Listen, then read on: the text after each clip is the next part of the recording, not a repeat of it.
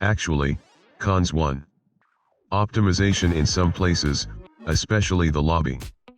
If the game works stably and without drawdowns in 99% of cases, then the lobby lags for everyone. Drawdowns were felt at any settings. And no, it was tolerable, you could easily walk around the lobby and communicate with people, but again, drawdowns were annoying. Too unintuitive menu in some places. If there are no problems with leaving the lobby or viewing the player's profile, then not everyone could enter the training session or change the fighter right away. I had to ask the person how to enter the training, because there is no explanation on the surface. And here comes the next problem, 3. Lack of training without the intervention of others. Let me explain.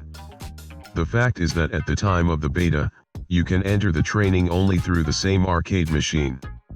And at any moment they can get hooked on you and start a fight, thereby interrupting your combo session, / you have to go to empty servers. For few bugs. Yes, it's beta, but still worth mentioning. For all 25 hours, albeit a couple of times, but it was like that. And in very rare moments, after the start screen, the sound of a fight was produced, but the screen itself remained black. Well, or eternal loading, this also happened. 5. Dancing with a tambourine in the keyboard settings. Personally, I played on the stick, but a friend did not manage to change the control settings on the keyboard. I tried it myself, it didn't work either. It's a shame, there are not so few players on the keyboard.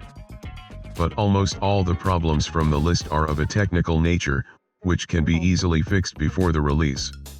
Now, let's talk about the pros. 1. Character editor. He is really good. In it, you can create both a beauty and an incredible freak. Isn't that the hallmark of a good editor?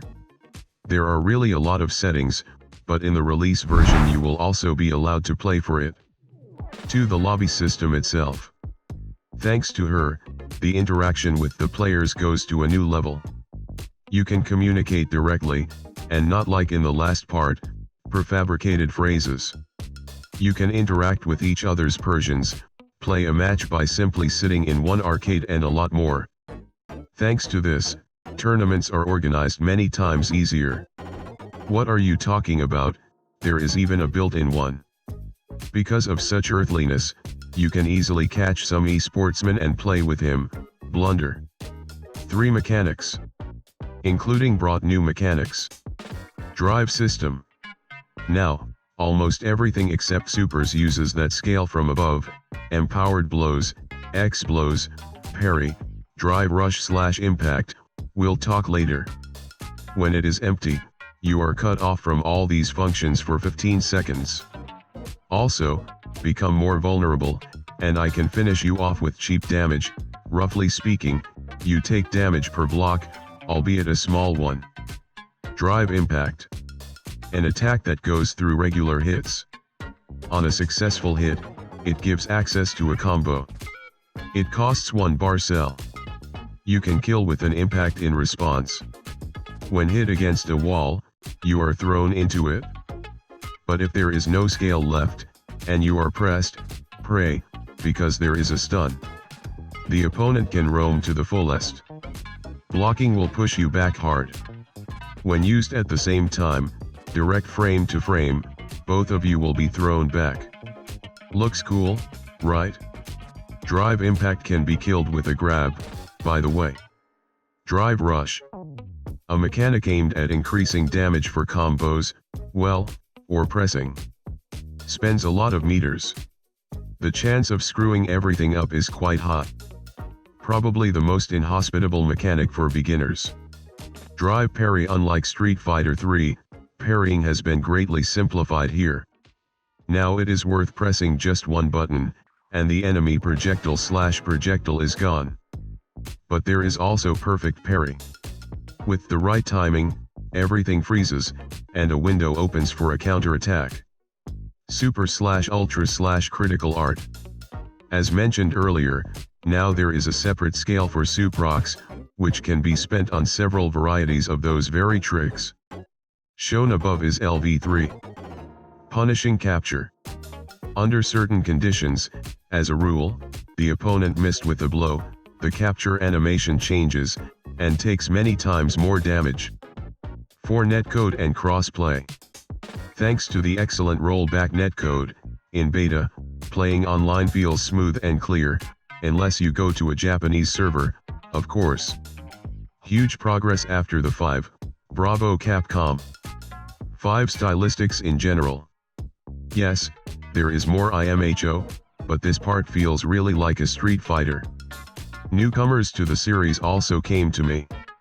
Yes, there are controversial moments in the type of soundtrack, but still I think that the style of this part came out with a bang. Especially the title theme Fire. 6 variety of modes. In addition to regular and rating battles, the beta is already giving us tournaments and an extreme mode. Yes, initially I drove him, but in the end in vain. Fighting games need stuff like this. There will be even more fun on the release, so even a player who launches a fighting game for the first time will not get bored.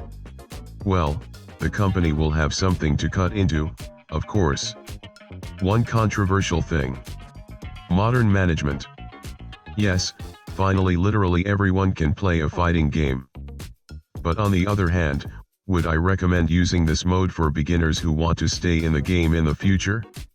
Definitely not. This mode takes away from you 50% of all movements, although it gives you a one-button Hadouken in exchange. It's better to immediately accustom yourself to playing on the classic layup. Results. I got incredible pleasure during these 25 hours. Such a pleasure that I specifically woke up on the last day early in the morning to play even before the servers closed. Not enough, I need more. After that, Street Fighter V seemed plastic, although this part is very good. Capcom is moving in the right direction, and we have an incredible fighting game available for everyone to release.